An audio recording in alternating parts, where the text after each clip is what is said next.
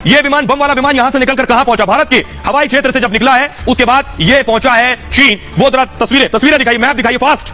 ये आप देख रहे हैं कहां से? दिल्ली से निकलकर म्यांमार होते हुए, फिर से प्ले कीजिए प्लीज। दिल्ली से निकलकर म्यांमार होते हुए ग्वांगझू पहुंचा है। ये आप देख रहे हैं, यानी हमारे सुखोई ने इसे भगाया है और उसके बाद म्यांमार होते हुए ग्वांगझू तक गया है।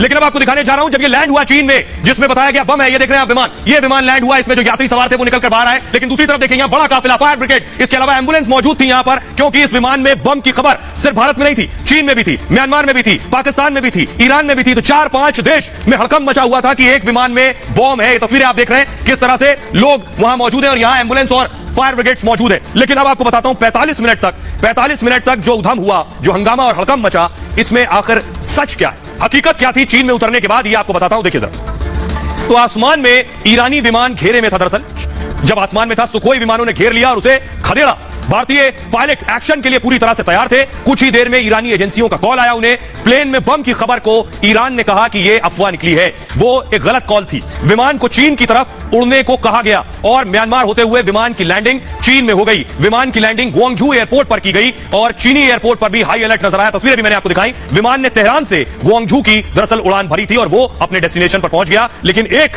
खबर, इस तरह की खबर के बाद, अफवाह के बाद कैसे 4 से 5 देश में हड़कंप छा गया था। आइए अब आपको बताऊं किस तरह भारतीय वायुसेना, कैसे भारतीय लड़ाकू जहाज ने और हमारे फायर फाइटर्स ने किस तरह से खदेड़ा। ये पहली बार नहीं है, इससे पहले भी ऐसे ही खदेड़ा। ये आप देख रहे हैं, ये अभिनंदन ने मिग के जरिए खदेड़ा था पाकिस्तान के F-16 को। आपको याद होगा, अभिनंदन ने भी इसी तरह से, जो आज हुआ है सुखोई में, ठीक इसी तरह अभिनंदन ने भी पाकिस्तान के लड़ाकू जहाज को बाहर न सिर्फ भगाया बल्कि मार गिराया था।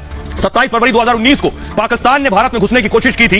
पाकिस्तानी लड़ाकू विमान F-16 सीमा पार करके नौशेरा सेक्टर में दरअसल घुसाए थे। उस वक्त पाकिस्तानी फाइटर जेट्स 8000 फीट की ऊंचाई पर उड़ रहे थे। जानकारी मिलते ही वायुसेना की स्क्रैम्बलिंग शुरू हो गई फौरन। जो शुरू में मैंने आपको बताया स्क्रैम्बलिंग क्या होती है। भारतीय पायलटों ने अपने हेलमेट पहन लिए। मोर्चे पर मैदान में सुखोई और मिग 21 को फौरन उतारा गया। मिग 21 खुद स्क्वाड्रन लीडर अभिनंदन उड़ा रहे थे उस वक्त। विंग कमांडर ने अपने साथियों को रेडियो पर फौरन मैसेज दिया कि इसे मैं खदेड़ता हूं। यह अभिनंदन का मैसेज था, यह मेरा शिकार है, यह अभिनंदन ने कहा। अभिनंदन के साथ ही दूसरे साथी सुखोई पर उस वक्त मौजूद थे।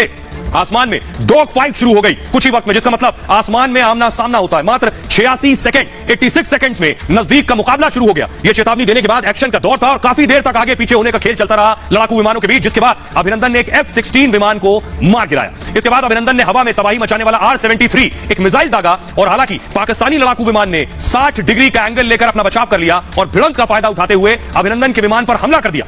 और उधर दूसरी तरफ क्या हुआ, अभिनंदन के दूसरे साथियों ने सुखोई 30, MKI और मिराज 2000 के जरिए पाकिस्तान के F-16 को खदेड़ दिया। पाकिस्तानी विमान भारतीय सेना से डरकर भाग चुके थे। हालांकि अभिनंदन का मिग 21 फाइटर जेट क्रैश होकर पाकिस्तान में जा गिरा और इसके बाद उन्हें पाकिस्तानी सेना ने हिरासत में ले लिया था। पाकिस्तान की गिरफ्त में करीब 60 घंटे रहने के बाद 1 मार्च 2019 को अभिनंदन भारत लौटे थे।